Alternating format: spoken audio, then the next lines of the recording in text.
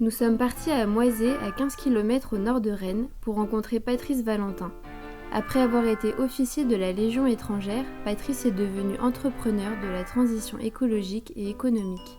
Lorsque nous les rencontrons, Patrice et ses collaborateurs sont à l'aube d'une nouvelle aventure. Ils viennent de créer l'association Azuré, basée à la ferme du Chemin Chaussé à Moisé. Ce qu'ils souhaitent y développer, c'est une pépinière de projets d'agriculture écologique. Pour Patrice, l'agriculture permet de reconnecter l'homme au système vivant et par là renouer avec sa dimension spirituelle. On a détruit toute forme de spiritualité chez l'homme, et quand je parle de spiritualité, je ne parle pas de religion. Après, moi j'ai mes convictions, ça me regarde, c'est ma relation avec le patron là-haut, et c'est moi ça. Et à la Légion, on avait aussi ça, c'est que vous avez des musulmans, des bouddhistes, des agnostiques, des athées, des chrétiens, etc. Et voilà, quand on est ensemble, on est en communauté, on se respecte, point final. Ce qui n'empêche pas, c'est pas dire qu'il n'y a pas de religion, c'est-à-dire qu'on est ensemble et on se respecte. Mais la question de la spiritualité, c'est autre chose. C'est justement ce qui dépasse l'homme. Et quelqu'un qui est agnostique ou qui est athée a aussi une spiritualité.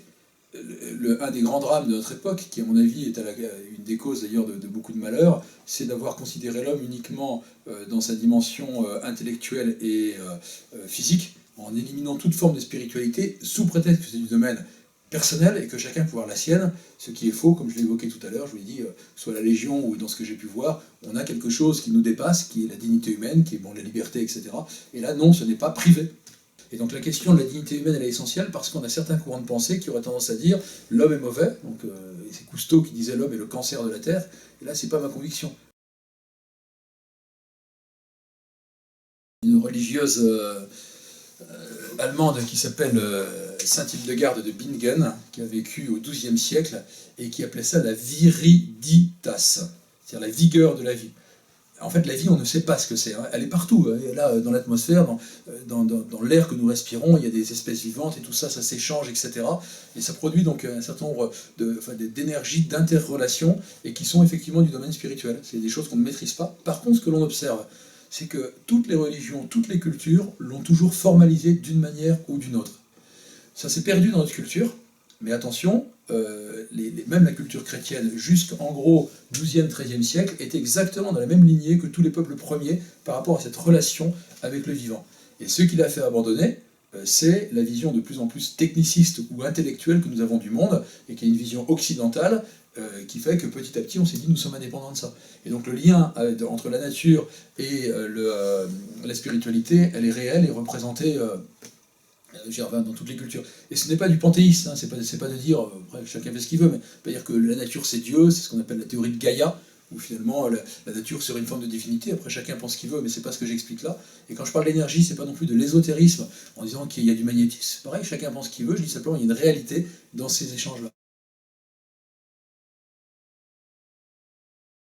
Le terme de récit, ça me parle énormément, et je vais même encore plus loin, je parle de mythe.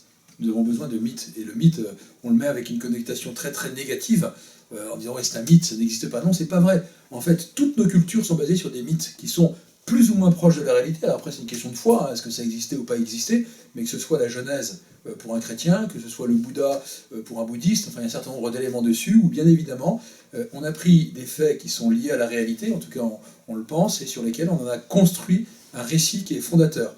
C'est un signe. Un récit, un mythe, c'est un signe en fait qui nous porte, mais surtout qui nous unit. Parce que la question qui nous manque aujourd'hui, c'est l'unité. La consommation, alors elle nous unit dans une forme de décadence chez l'humanité qui va vers un manque de liberté par la force des choses. Quoi. On est de moins en moins libre. C'est un point très intéressant, à quel point la consommation et l'absence de spiritualité nous ramènent vers une forme d'aliénation, parce que nous sommes dépendants en permanence, en créant des besoins.